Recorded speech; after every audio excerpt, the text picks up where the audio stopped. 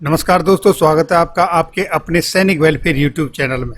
दोस्तों, जैसा कि आप जानते हो, मैंने पेंशन भोगियों के लिए एक न्यू पेंशन पाठशाला नाम से प्लेलिस्ट शुरू की है।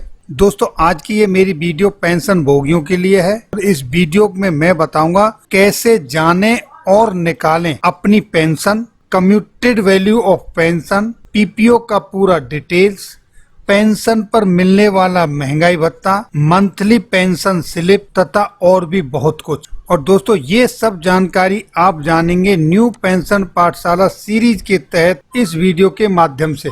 दोस्तों, सेना के अंदर पहले पे परेड होती थी और जवानों के पेमेंट का जो लेखा जोखा है वो उनके क्यूएसए में आता था। क्यूएसए मतलब क्वार्टरली स्टेटमेंट ऑफ अकाउंट्स, और ये मिलती थी साल में 4 बार, यानी कि हर 3 महीने के बाद। और जब से दोस्तों जवानों की तनख्वाह पेमेंट बैंकों में शुरू हुई तो जवानों के लिए एमपीएस यानी मंथली पे स्लिप आना शुरू हो गया, यानी हर महीने जवानों को पे स्लिप मिलने लगी। तो दोस्तों, जैसे ही जवान पेंशन पर आ जाते हैं, रिटायर्ड हो जाते हैं, तो उनको इस तरह से अब मंथली पे स्लिप की जरूरत पड़ती है। और ये जो मंथली पे स्लिप है, इसमें जवानों की basic pension, commuted value of pension, आपकी पेंशन पे कितना आपको महंगाई भत्ता मिला और क्या आपको कोई एरियर मिला या आपकी कोई किसी फॉर्म में कोई पेंशन से कटौती हुई, इन सब का लेखा जोखा उसमें मिलता है। और उसी में आपको ये पता चलता है कि आपके पीपीओ का क्या डिटेल है, आपके बैंक का, सीपीपीसी का, और आपकी कम्यूटेड पेंशन कब खत्म होगी और कब आपको फुल पेंशन मिलना शुरू होगी। अगर आपकी कोई डिसेबिलिटी है तो उसके लिए आपको कितनी पेंशन मिलती है। ये सारा A to Z इंफॉर्मेशन, यानी आपके पेंशन से रिलेटेड टोटल जन्म कुंडली आपकी मंथली पे स्लिप में आती है। लेकिन हमारे ज़्यादातर जो फौजी भाई हैं, जवान हैं, उनको उनकी पेंशन स्लिप नहीं मिलती, ना ही उनके पास जानकारी है कि उनको अपनी पेंशन स्लिप कैसे लेनी है। तो दोस्तों, आज मैं बताऊंगा कि पेंशन स्लिप आपको 2 तरीके से मिलती है।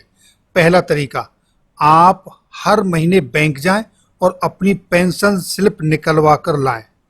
कभी बैंक दे देंगे, कभी टरका देंगे, तो यह तरीका सही नहीं है। दूसरा तरीका, आप बैंक में एक एप्लीकेशन दें कि मेरी मंथली पेंशन स्लिप मेरी ईमेल पर भेजें। हमारे जिन भूतपूर्व सैन्य कर्मियों के ईमेल पहले से बैंक में अपडेट हैं, उनके ईमेल पर हर महीने उनकी पेंशन स्लिप आती है। यहां तक कि बहुत से लोगों की हर महीने पेंशन स्लिप आती है, लेकिन उनको पता नहीं, वो देखते भी नहीं है।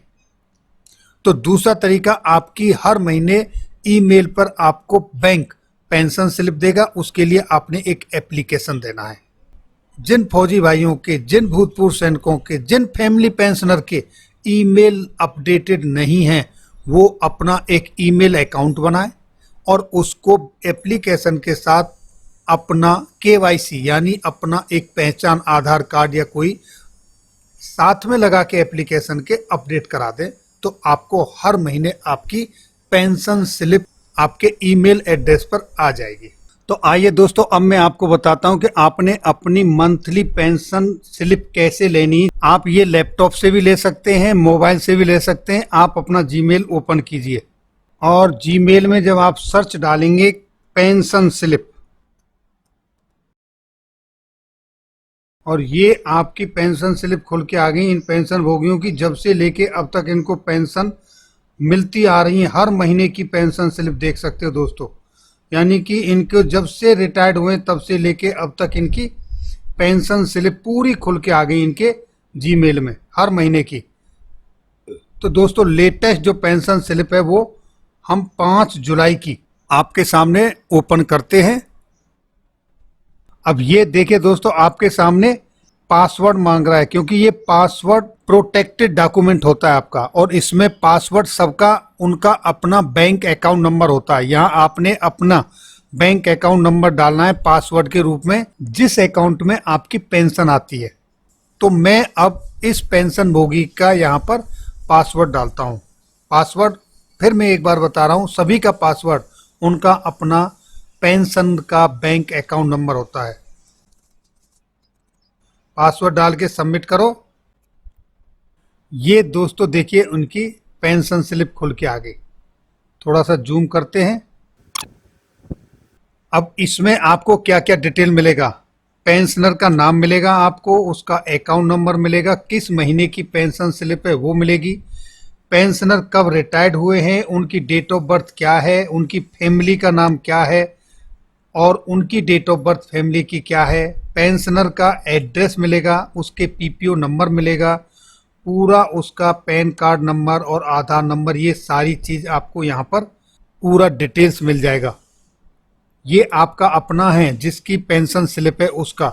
उसके बाद देखिए आपको मिलेगा लाइफ सर्टिफिकेट, किस तारीख को सबमिट किया, इस डेट में मिसिंग है, यहाँ नहीं दिया है। और नेक्स्ट लाइफ सर्टिफिकेट कब आपने सबमिट करना है, ड्यू डेट वो यहाँ दी है। जैसे यहाँ देख रहे हैं 30 नवंबर 2020। बेसिक पे कितनी है, बेसिक अमाउंट वो मिलेगा। महंगाई भत्ता कितना मिल रहा है बेसिक पेंशन पर वो मिलेगा। और ये जो पेंशन भोगी हैं ये डिसेबिलिटी के साथ हैं, तो सर्विस पेंशन के साथ साथ इनको डिसेबिलिटी पेंशन भी मिलती है, उसका अमाउंट ये रहा। ये तीनों का जो अमाउंट बनता है वो टोटल ये है आपकी पेंशन, लेकिन बैंक में क्रेडिट हुई है ये अमाउंट, क्योंकि इनका कम्यूटेड वैल्यू ये उससे माइनस हो गया जो उनको कम्यूटेशन के रूप में पहले ले चुके हैं। अब देखिए दोस्तों, ये जो पेंशन भोगी हैं ये मार्च 2016 में पेंशन आए हैं। उस समय 7th पे कमीशन लागू हो गया था, लेकिन इम्प्लीमेंटेशन नहीं हुआ, इसलिए इनको जो कम्यूटेशन है इनका 4 बार में आया है, क्योंकि एक बार सर्विस पेंशन का कम्यूटेशन और एक बार इनका डिसेबिलिटी का कम्यूटेशन।